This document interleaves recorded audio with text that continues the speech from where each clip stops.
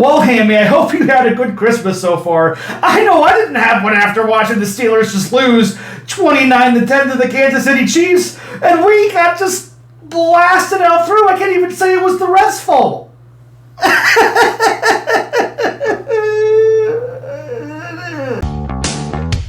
we go. Here we go. Steelers. Here we go. No. We are not going to the Super Bowl. I don't know what that intro is saying. It's Christmas time here, and this is another episode where we're going to be just yelling because, my God, was this game embarrassing. It was embarrassing for a few reasons. One, because early on, we were going into a touchdown, and we had a Jalen Warren touchdown that was called back on one of the most ticky-tacky hold play I've seen this year. When they say the Kansas City Chiefs always get the perfect flags at the right time, they aren't lying. They got them a lot today, and they got them when they needed to stop drives. And this was, again, a touchdown play where I saw, literally on a touchdown drive for the Chiefs, one of the defenders hold T.J. Watt like this on a run play if Hammy was T.J. Watt. No flag.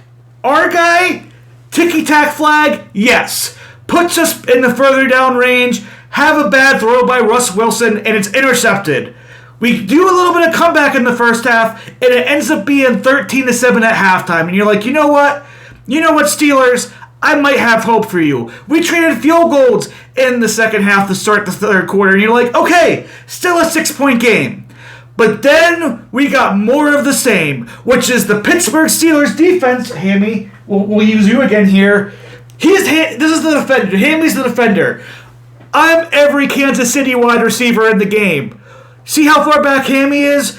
Easy pass plays, 5 to 10 yards, dip and dive type plays that gave Patrick Mahomes well over 300 yards passing, and I believe 4 touchdowns. I don't even know, because it was ridiculous. It was just wide open in the middle of the field. It was wide open on the side of the field. If it was within 10 yards of the line of scrimmage, there's a chance that it was just goddamn wide open, and it was so free, so often, like it has been during the Ravens game, like it was during the Eagles game, like it was during the Browns game, the Colts game. When the Steelers lose against offenses that score a lot of points, and 29 points for this Kansas City Chiefs team is a lot of points, it's because we allow these easy 4-5 yard pitch and catch plays with these quarterbacks that are actually good athletes that can throw them 4 or 5 yards downfield. It's not that hard. And you get many yardages. A 5-yard catch turns into a 20-yard play because there ain't nobody around him. Travis Kelce catches the ball 5 yards down the field. Nobody's around him for 10 yards. That's a 10-yard extra gain. It's like mind-boggling to me how we keep seeing this defense do this time after time after time after time. I am tired of it. You gotta see this on film and realize, dude, our coverage system is kind of shitty. We really just give up every pass play within 5 yards, and it gives a lot of teams first downs and extended drives. We didn't get turnovers today. We had the Russ interception in the second quarter. We had the Pratt Freiermuth fumble in the fourth quarter. Even though we were kind of out of the game at that point, it definitely didn't help. Allowed Chiefs to get, another, I believe, score on the board. Just an overall disgustingly bad game from the Steelers today. And I think it poses the question, why is Russ in there? He made some good plays with his legs. He got over like 50, 60 yards rushing today. But a lot of his sacks, he was just sitting back there. You can see the difference. Mahomes, even when he's feeling pressure, he's taking the 2 steps forward. He's making plays happen. Patrick Mahomes today showed why he's the best player in the NFL on a 2-time back in the row Super Bowl champion, 3-time Super Bowl champion overall. And Russ Wilson only got 1 Super Bowl. And it's clear as day, Russ is regressing. He is not able to move up in the pocket as much. He only really did 1 long pass play to Pickens that was kind of a success. That was really an amazing Pickens catch. And yeah, I think it's time to try Justin Fields one last week. I don't even care if the Ravens lose and it means we have a chance to win the division title. We're going into the final week of the season, and I think we just need to figure out, Is Justin Fields good enough to be our starting quarterback for the future? Is he good enough to be our starting quarterback in the playoffs? Did he learn enough from Russell Wilson during the positive times Russell was around and how the game managed the game, how to get more loft on the ball, stuff like that?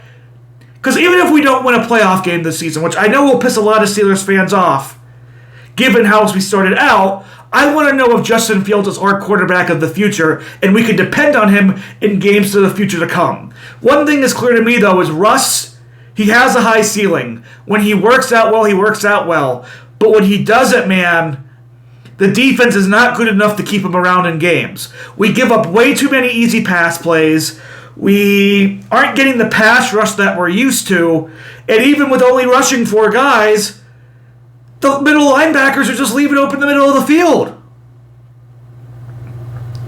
I don't know what we do to turn this around to make a deep playoff run, but I think we need to start Fields next week. I know people will say I'm hyperbolic.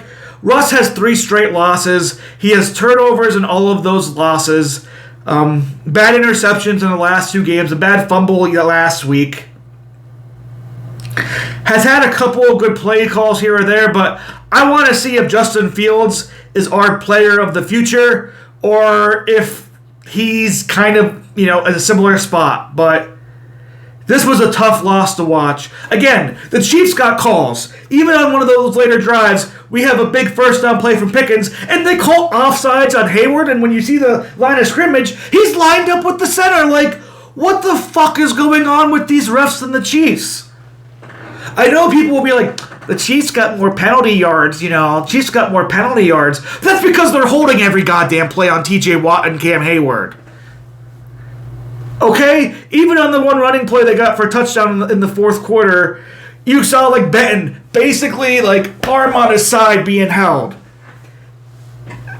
You can call it every time. I'm sure the Steelers have hold plays you can call every time. But, the Kansas City Chiefs got penalties to stall so many drives for the Steelers, but the Steelers hurt themselves with big turnovers and just the inability to stop a 5-yard fucking pass play time and time again. I'm going to the movies after this, so you'll see reviews later this week. I was wearing this hat because I'm going to go see A Complete Unknown because it's kind of like a Bob Dylan hat. But it's not that I'm embarrassed to wear my Steelers stuff out on Christmas Day to the movie theater. They don't fucking deserve to get my stuff being worn out for Christmas time. That was pathetic. These last 5 weeks, we beat the Bengals. We've lost to the Browns. We've lost to the Eagles. We lost to the Ravens. And we lost to the Chiefs. And not a lot of them have been that close. It's been pretty pathetic from the Steelers of late.